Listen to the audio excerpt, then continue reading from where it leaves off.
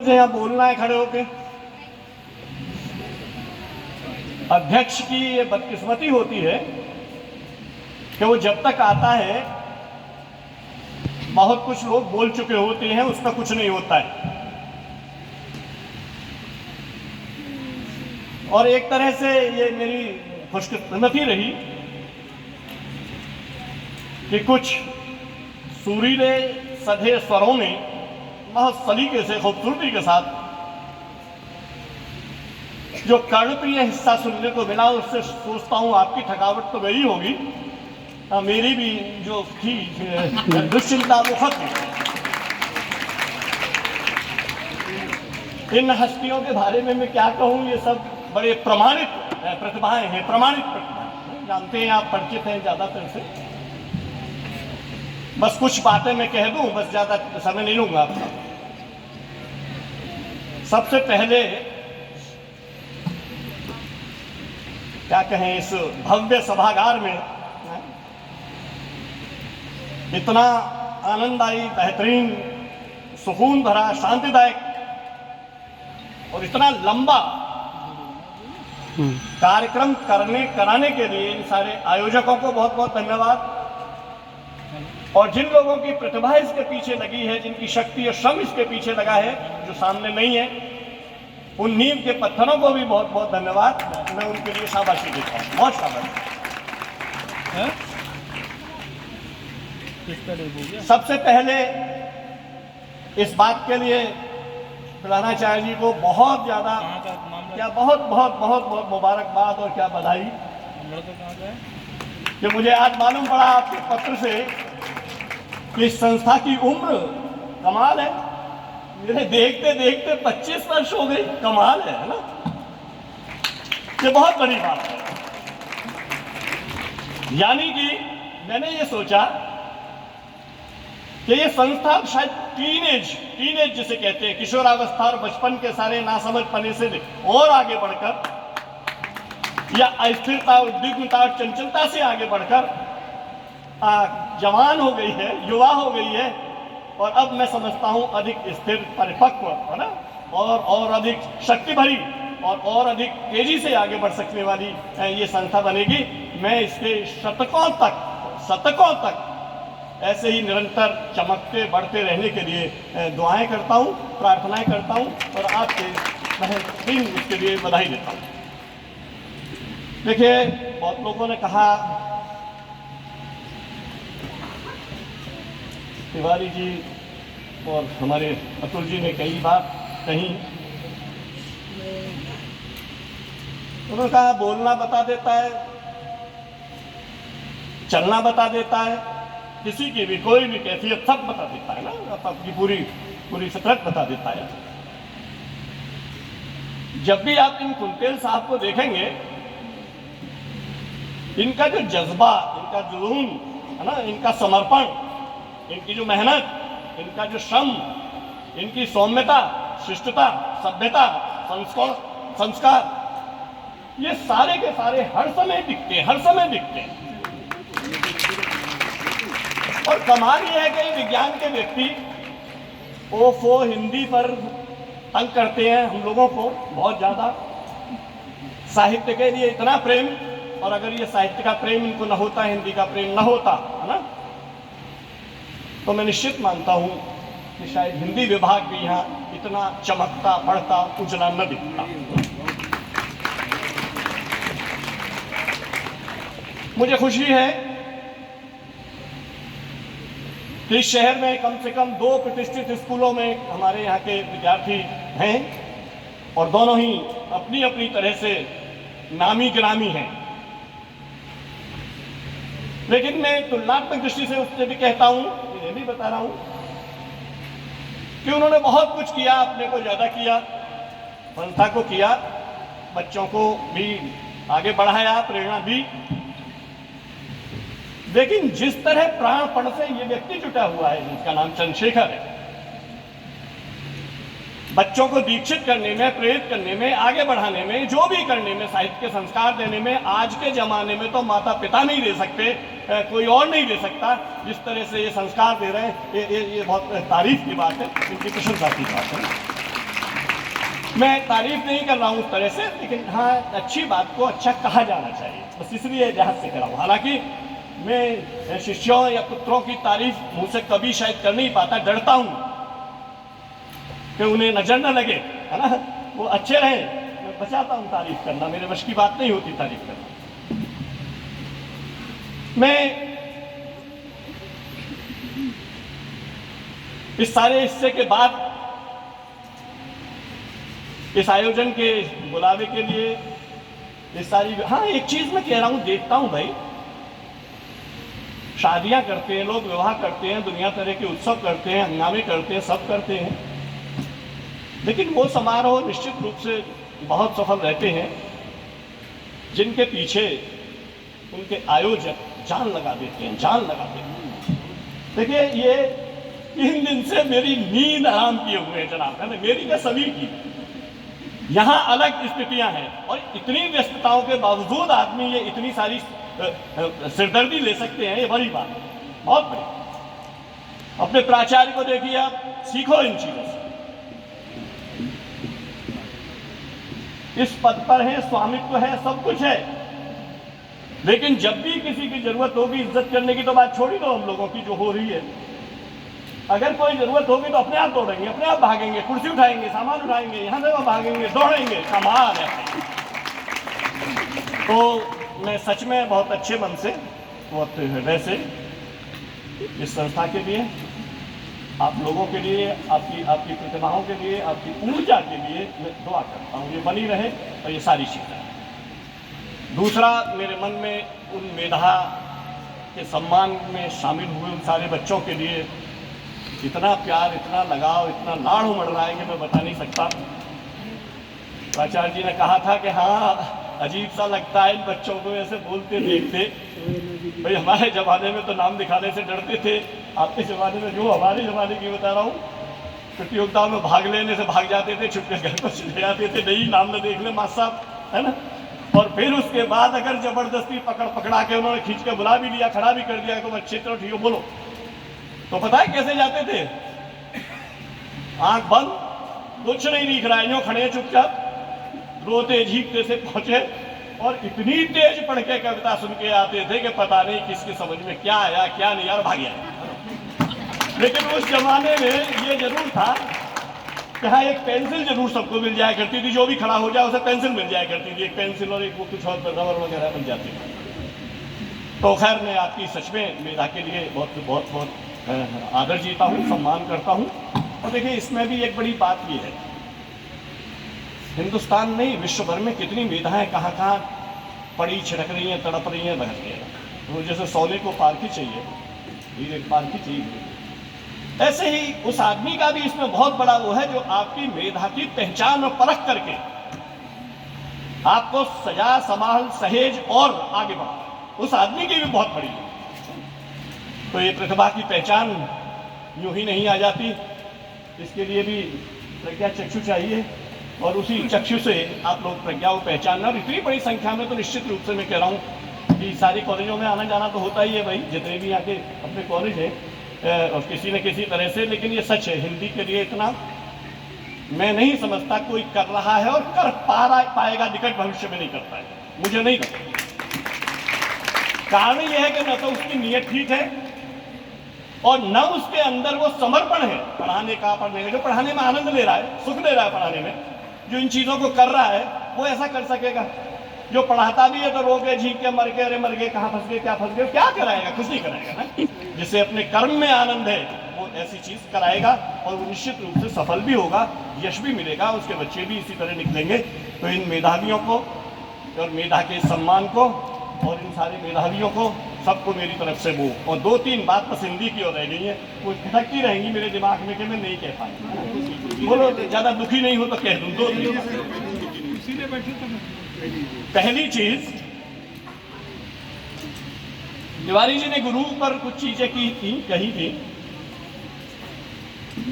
गुरु को लेके कबीर ने जिस तरह से जितनी चीजें जहां जहां कही हैं, उससे बड़ी बहुत बहुत बहुत बहुत अपने गहराई, ऊंचाई और सारी चीजों से उसने कही।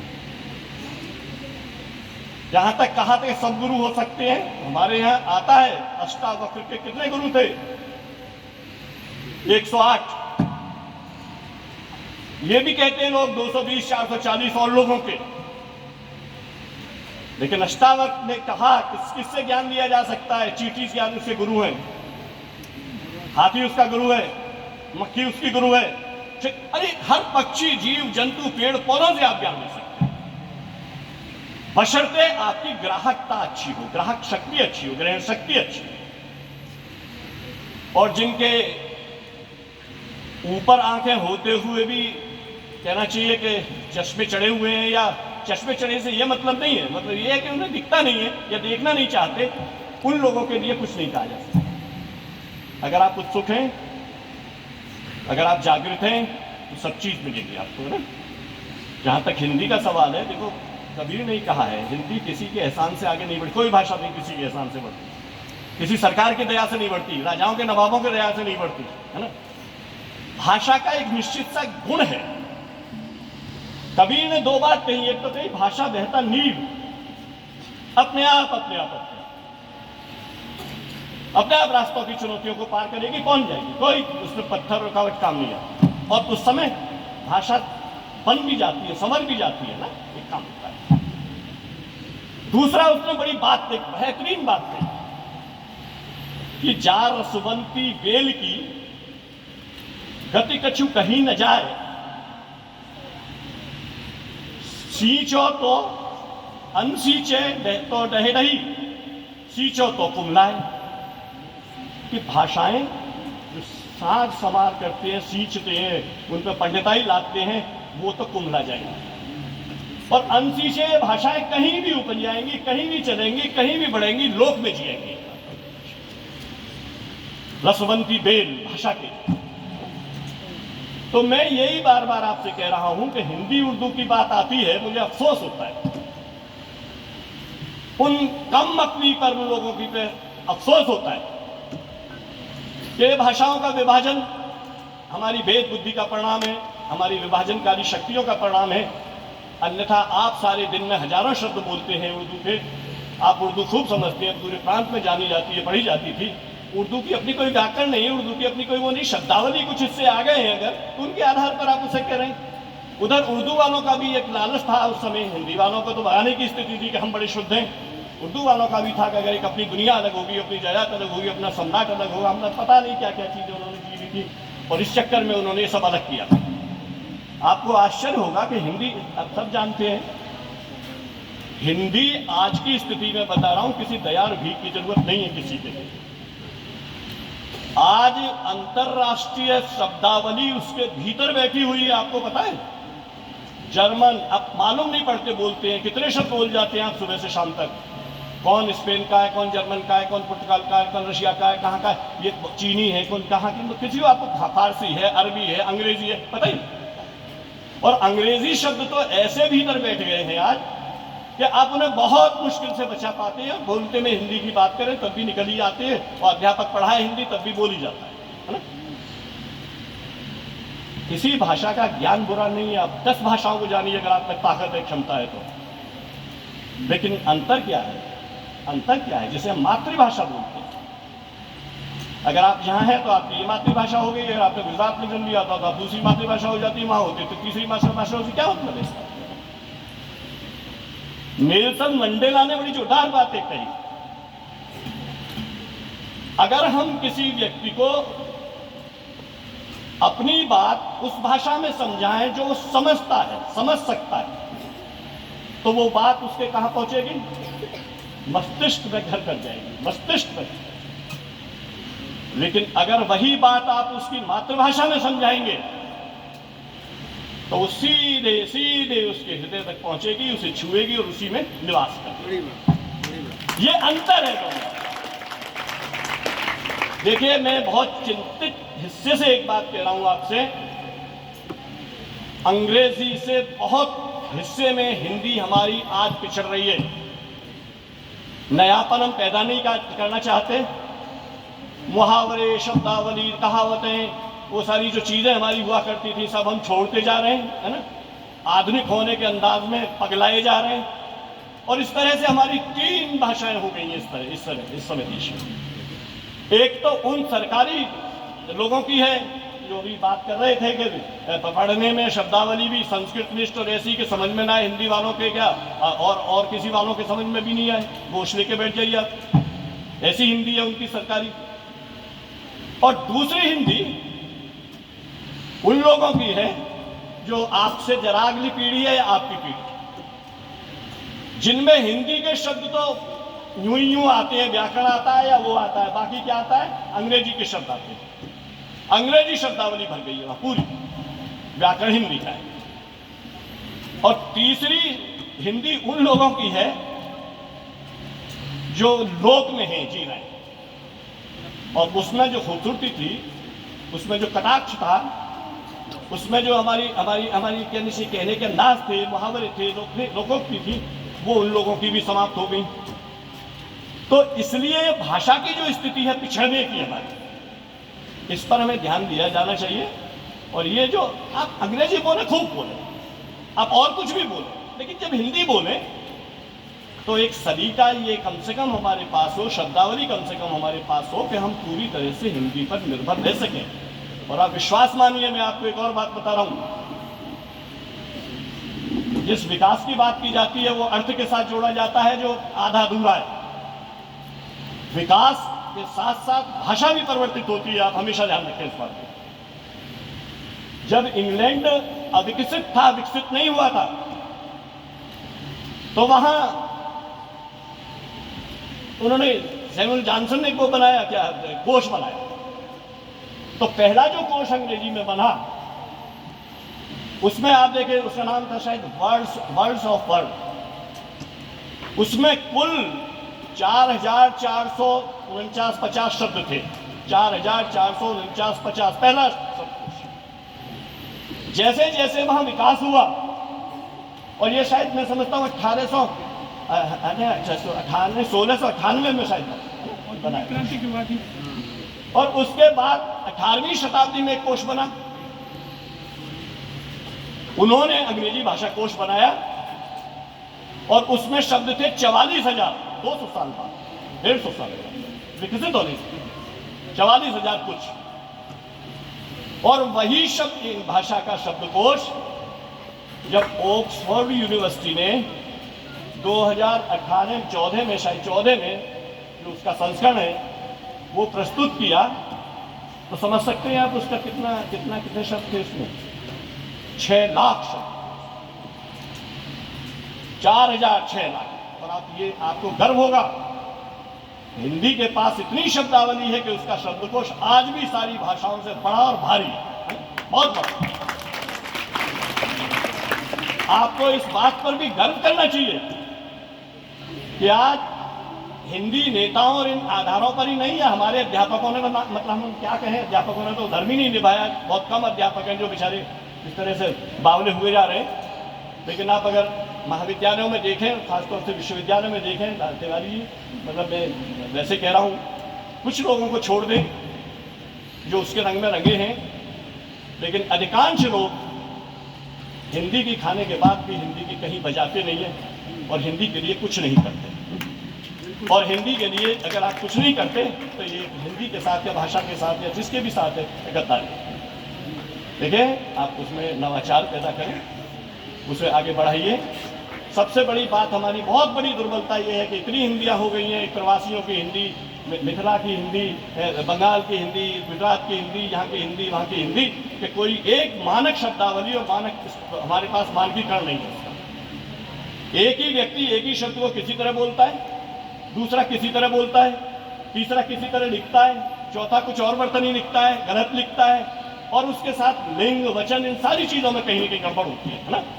तो भाई, अगर हम सच में इसके हैं, ईमानदार हैं, तो हमें हिंदी के साथ साथ सही हिंदी, समावेशी हिंदी, समन्वयकारी हिंदी, समझदार हिंदी और समर्थ हिंदी, है ना, समर्थ हिंदी, हर बात को कैसे शिक्षा पढ़ा सके, रोजगार दे सके, मैनेजमेंट, सारी चीज़ों को कर सके, समर्थ हिंदी। ऐसी हिंदी की कोशिश हमें करनी ही चाहिए, एक बात। और ये और बताए दे रहा हूँ मैं जाते जाते कि देखिए, विश्व भर के जो हालात हैं खतरनाक, बारूद पर बैठी हुई ये दुनिया, नितांत बेहूदगियों को जीती हुई ये दुनिया, और खास तौर से हिंदुस्तान की इस स्थिति में पिछले कुछ मतलब हिस्से में जो हमारे यहाँ अंतर आए, ये नफरत, ये विभेद, ये जाति, ये वर्ण, ये सारी चीजें अगर आपको सच में ही रोकनी, थामनी, बांधनी है कहीं, तो वो सामर्थ्य आज भी हिंदुस्तान में हिंदी के पास है, और उसके कारण है उसी की छतरी के नीचे सब इकट्ठे हो सकते हैं। इसलिए इसको बचाना, इसको संभालना, इसको बढ़ाना बहुत बहुत जरूरी है। ये सब मैं कह चुका, जाते हुए एक बात फिर मुझे याद आ गई है, मैं आपको और कह जाऊँ, कह जाएगा। बच्चों, आपका बेहद आभार, अध्यापकों आपके लिए बेहद आदर। और प्राचार्य जी, मैंने क्यों कहा था कि टीन इससे आगे निकल आई है, तो एक बात और मेरे दिमाग में आई कि ये संस्था, क्या कहूँ, ये कहूँ कि अलकनंदा, वो जटिल और कठिन और दुर्गम मार्गों से निकलकर आती हुई पतली सी अलकनंदा से बढ़कर ये अब शायद गंगा हो गई है, जो जीवनदानी है, अमृत प्रवाहिनी है, और जो जीवन देगी, अमृत बहाएगी और ज्ञान दान करेगी, ऐसी इस गंगा को बहुत बहुत